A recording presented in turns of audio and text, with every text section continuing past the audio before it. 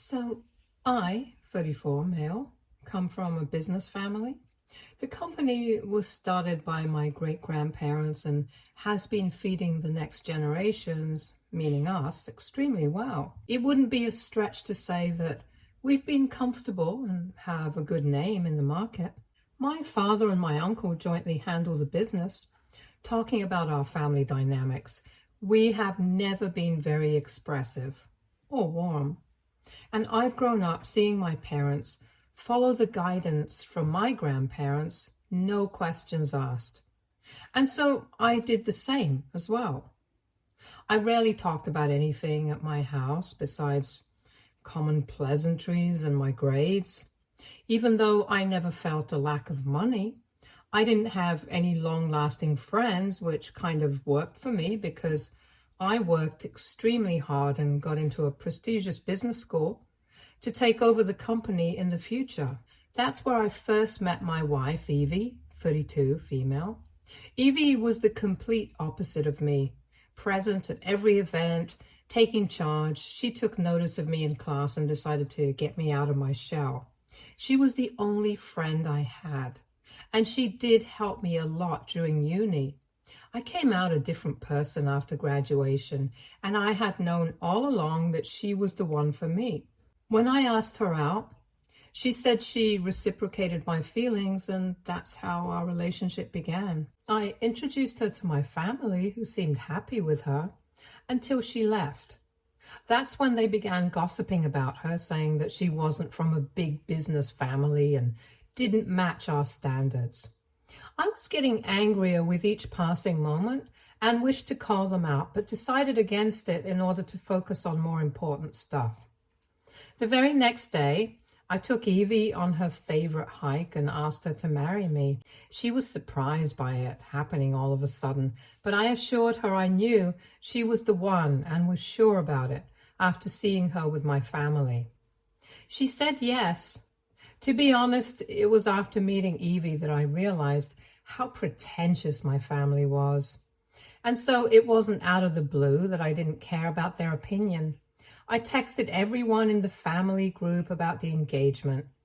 They didn't say much because that was our dynamic, but didn't say anything bad, which was a positive sign. Evie was a new entrepreneur. I won't be revealing what the startup was about to not give away our real identity, but it was something extremely new and uncertain, like Scrubby Daddy before Shark Tank. She had been extremely passionate about her business and had saved money working 2 jobs while we were in college to start her business.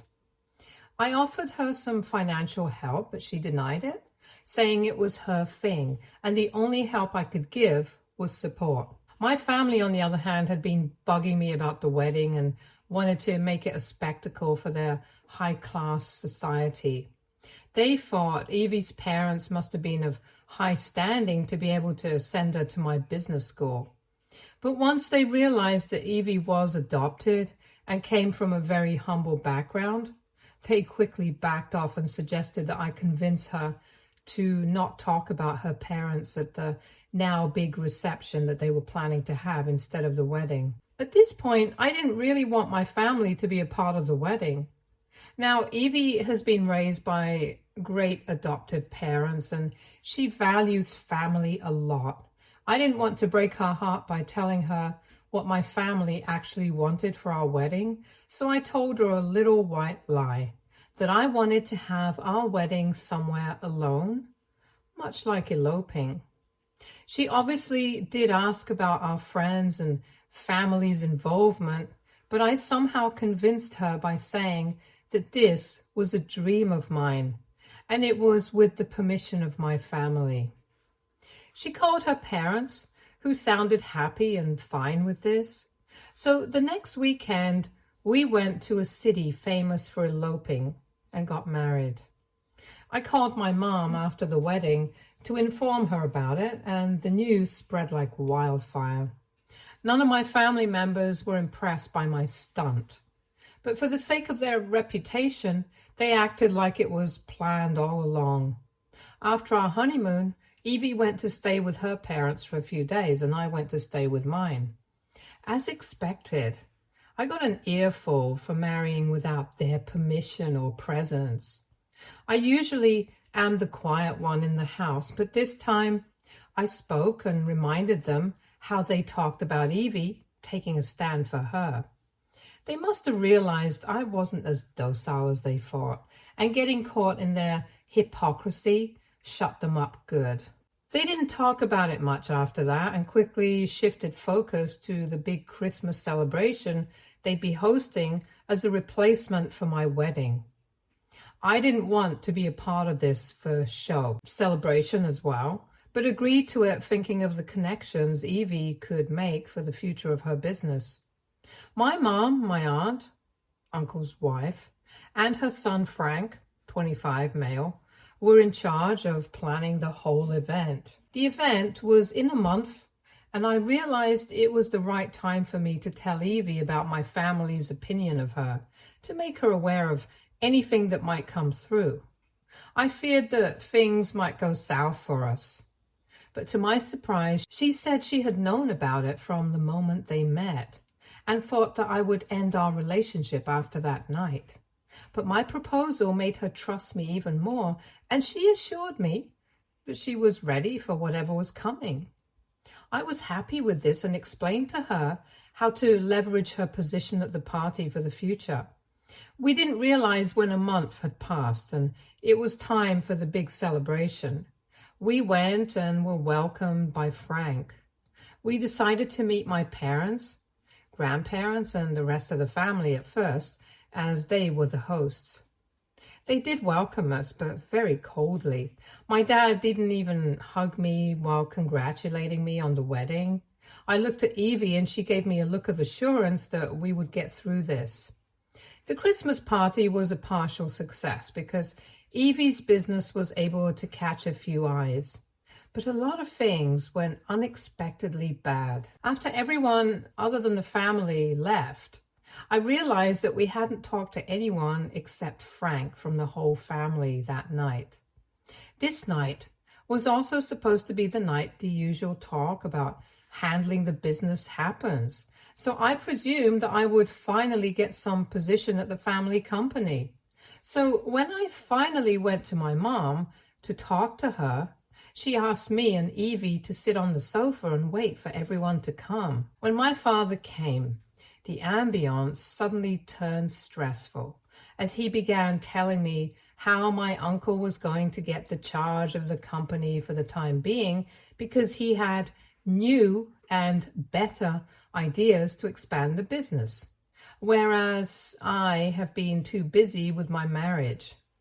I thought it was unfair and tried to explain to them how I have always been there and have been specifically preparing for the role for the last 2 years, to which my dad responded that my seriousness about the job was well reflected when I decided to marry Evie, not caring about their reputation and associating our family name with her and her failing business.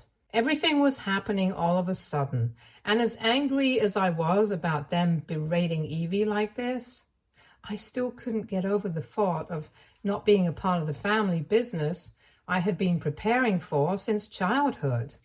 I wasn't able to gather my thoughts and went out to get some air, with my mother following.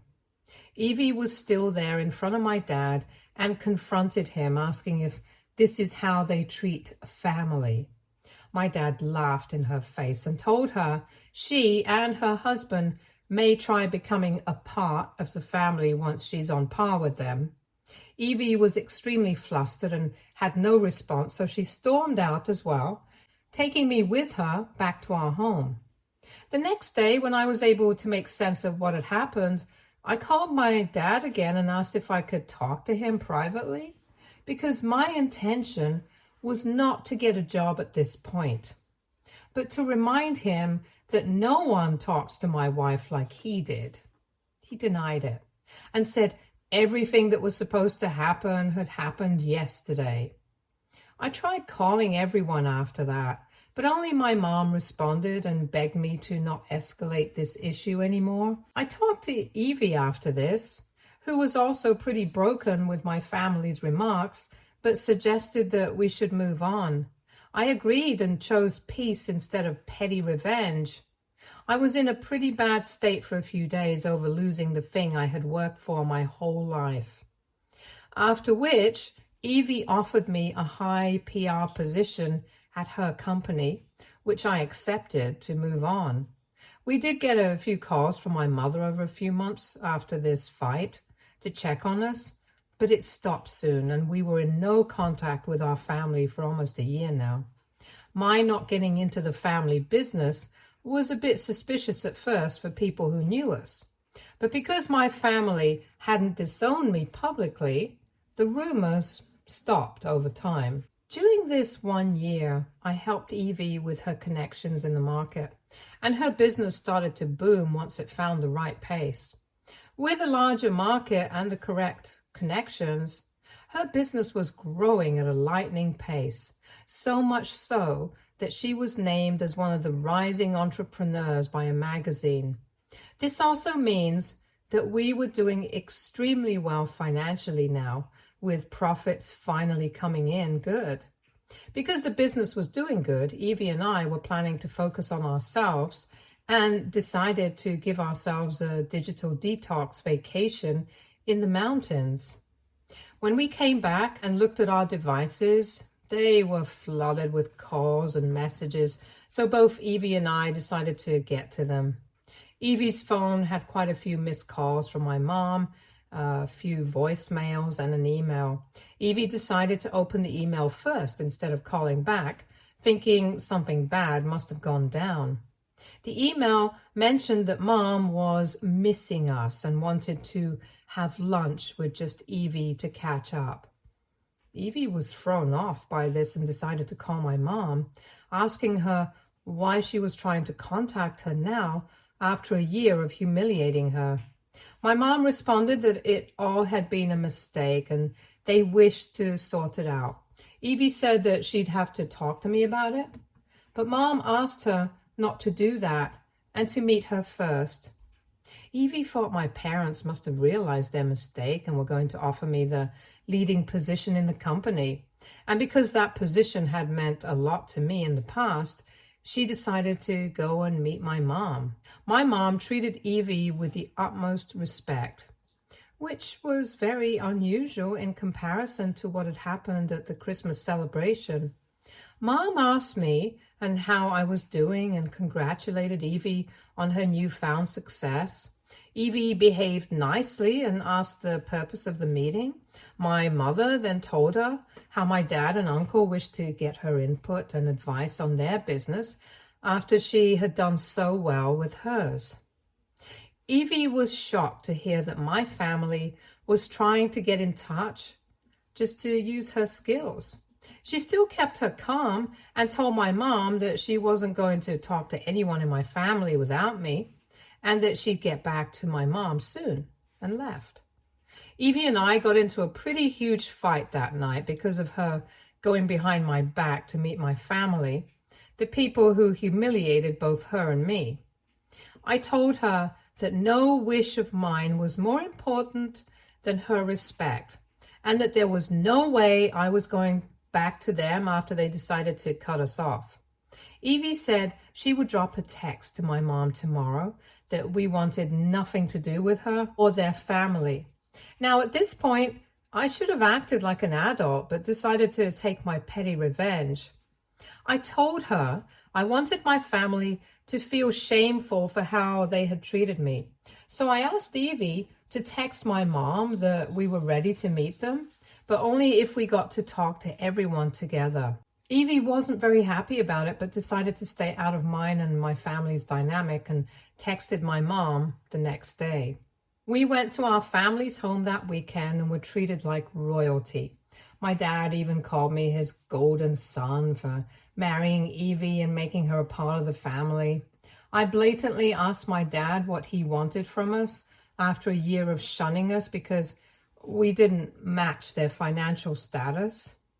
He then began telling us how the business wasn't doing so well because my uncle's plan of starting different ventures had failed and led to major losses. He said he wanted me to take over the company now and, with the help of Evie, take it back to its glory. I wanted to laugh in his face, but composed myself somehow and asked him why he thought we would help him. He wasn't expecting this and fumbled a few things, including, because we were family. I reminded him how he treated me, his own son, and my wife like trash because we didn't fit our family's standards. I got up and told him to ask for help from my family once he was at par with us and stormed off with Evie before he could say anything. I asked Evie to block my mom, which she did. And now my mom and everyone else have been blowing up my phone with texts, blaming me for making a joke of their financial situation instead of helping them out. Even Evie says that I should have just said no instead of having a laugh at their misery. And now I do think I might have gone a step too far. Update 1. Firstly, thank you to everyone who supported me in the comments and to those as well who called me out on the last incident. I have realized that I was an a-hole for taking the extra effort just to humiliate my family. But after all, they had put me and Evie through so much. I couldn't miss the opportunity.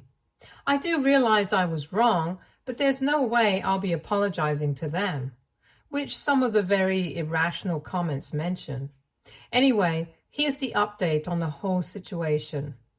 So since last time, my dad has fallen ill, which my family is blaming on my ruthless remarks. But it was later revealed that it was just the flu he caught during his business trip the previous week to a colder state.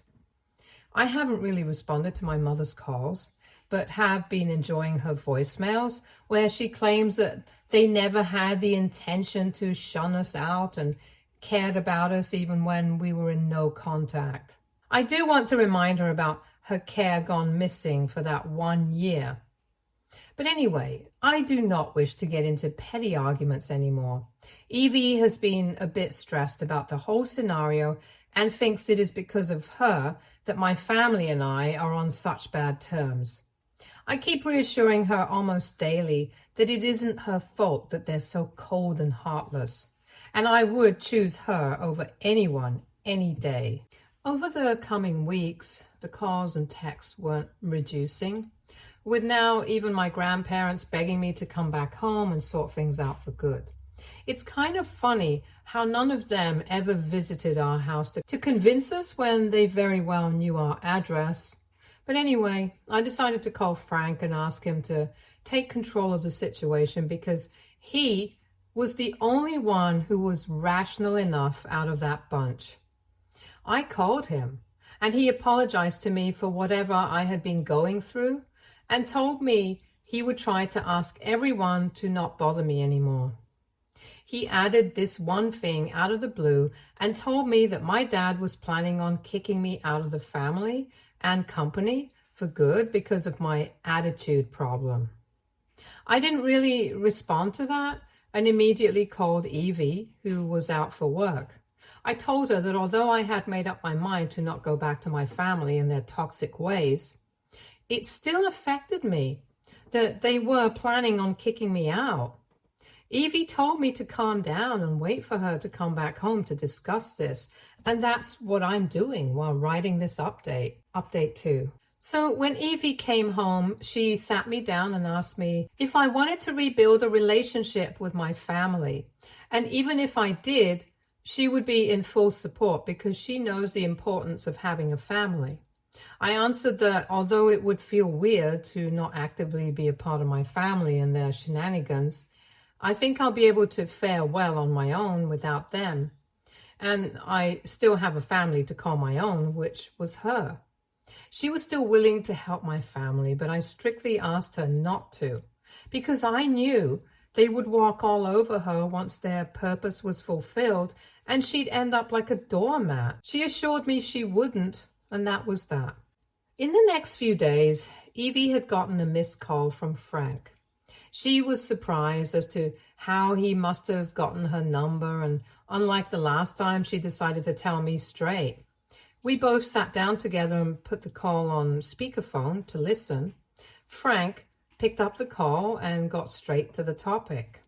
He told Evie that our family business name had been ruined in the market due to them being unable to make payments on time, and that only she could help bring back the credibility by financially helping them and associating with their company's name. She told him clearly that after what happened when we met, there was no way she was willing to involve herself in all this. Then Frank decided to pull out the big guns and ask my grandfather to talk. Apparently he was on the conference all along.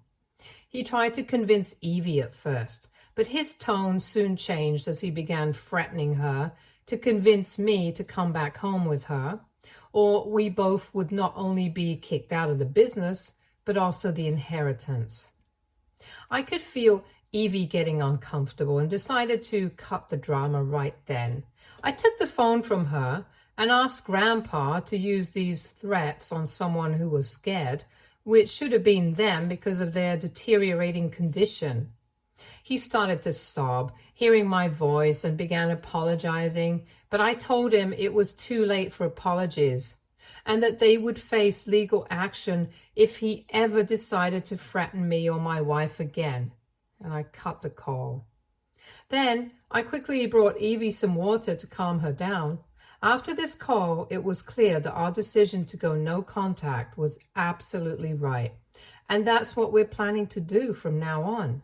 Hopefully, my family will get the sign and will stop bothering us, but that seems unlikely. Update 3. I know this update has been long overdue and I came bearing good news. But before that, I'd like to mention a concern that was brought to light in the comments of the previous update. A lot of you mentioned my grandfather's connections because he was in the business for so long. It could have been a threat to me and Evie, but as I mentioned previously, their business was doing extremely badly right now, due to which their credibility has reduced to zero. Someone also mentioned that I should have called him out on social media and let him have a taste of how bullying feels like. But since the last time I humiliated my family, I have decided to not go after them unnecessarily, as they're already not doing well, and be the bigger person. So I think my warning to my grandfather worked for good because my family had not contacted me since then. It has been a few months now. Also, Evie is pregnant and we're elated about becoming parents soon. The confrontation with Grandpa actually worked out for good because now Evie could have a stress-free time while carrying our child. We haven't told anyone yet, so I guess this post can act as the announcement. Things have been going fine for a few months now, with the business doing well as well. One of our investors was this businesswoman we met at the Christmas party my family threw. She had always supported Evie and was like a guardian angel to her, so we had a good relationship with her. One day, she came to our office and asked for both Evie and me together because there was something urgent she wanted to inform us of. We met her and got to know something we hadn't seen coming. She told us how my family was doing terribly and no one wanted to engage with them anymore. A lot of speculations about me joining Evie's company instead of my own family's business had also raised a few eyebrows, and people weren't buying their excuses. She told us that they decided to use the next best tool at their disposal, our relationship. She said that they'd been going around telling people that Evie was their daughter-in-law and had invested in their venture. They had been able to get a few people on their side by using Evie's name. When they talked to our investor about it, she felt something wasn't right, so she decided to check with us if it was true. Evie couldn't believe their audacity and how they were so blatantly using her name when they were refused that privilege quite a few times. We let our investor know that she was right about them fraudulently using Evie's name and thanked her. Before leaving, she suggested that we take quick action on it because it wasn't too good for our name to be associated with theirs, in case anything goes south. We thought about it for a day and came to the conclusion that it was best if we publicly announced that we had no relationship with them anymore. Evie asked me to email Frank about it once so that they're ready for the big blow. I didn't want to do that, but ultimately complied with my pregnant wife. I told him in the email that I knew how they were using our name without our permission, an action that should be pursued legally, but instead, I was going to spare them their misery and just make an announcement of no association with them. I got a reply from him within just a few minutes in which he mentioned that I was free to do whatever I wished because there was no way he could convince our parents to not use Evie's name. The next day, I made a huge post on my social media, making it very clear on behalf of Evie and me that we weren't associated with my family anymore, and that whoever decided to conduct business with them in our name would be responsible for themselves. We knew this was going to cause a lot of chaos. So we had trained our PR team and managers well to answer questions if directly asked, which didn't include many details about our conflict with our family. As Evie and I decided to not address anything past this, things did go south as we expected. The post gained a lot of impressions with people asking all sorts of questions and making up stuff. My dad and uncle did try to calm the fire down from their end by making a fake claim that Evie's and my social media were hacked, and it was false. But once people got confirmation from our end, my family's business tanked like never before. I wasn't pleased at their downfall, but they had brought this on themselves. The situation was a lot to handle, so I suggested Evie take a few weeks off, to which she agreed and went to stay with her parents. I am glad Evie wasn't taking the heat because after the revelation and incurring a lot of losses, my family decided they had nothing to lose and went crazy after me and her. They decided to share their side of the story in which they claimed that I had abandoned the family after stealing funds from them and used them to start Evie's business. They said they spared me a legal case back then, considering me family, and now were kicking me out of their inheritance. Funnily enough, I didn't have to do anything because one of their investors called their bluff, asking for proof of it all, and they weren't able to provide anything because obviously the incident wasn't true. Things have been quiet after my family's self-sabotaging Facebook post, and Evie will soon be back at work. She was off the grid, so it would be fun to explain to her what went down. I hope this doesn't take a toll on her, and we are finally able to move on and begin fresh. Update 4. I'm writing this update after a few months, and fortunately, it will be the last. So, when I explained to Evie the whole exposing me fiasco, she had a good laugh about it. Although my mother had known someone mutual and got to know about Evie's pregnancy, she tried to talk to us by calling our office number because she's blocked on our personal phones, and tried texting and emailing us. But when nothing worked, she showed up at our house at night, uninvited. We let her in, looking at her condition because she was drunk beyond measure. She told us that after our announcement regarding them, the business hit rock bottom and they had to shut down a lot of it just to pay back debts. That had caused a rift between my dad and my uncle, and now they were living separately with my grandparents shifting to their country home.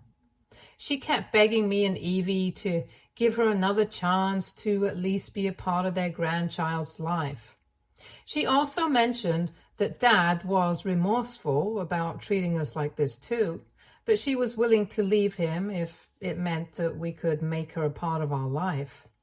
She was clearly too drunk to understand what she was saying, so I reminded her how she was backing my dad and uncle when they were pulling Evie's name through the mud. and that she deserved to be with those people again. She did throw a tantrum, but we decided to call an Uber to her new address, which we found in her diary, and wrote a note asking her to not contact us anymore.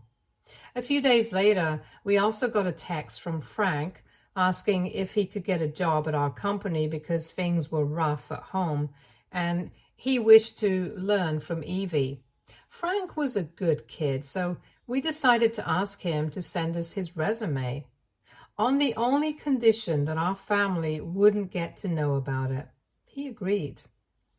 About Evie, she is in her third trimester now, and work is taking a toll on her, so we both are suggesting moving to another city for some time to start fresh in the actual sense.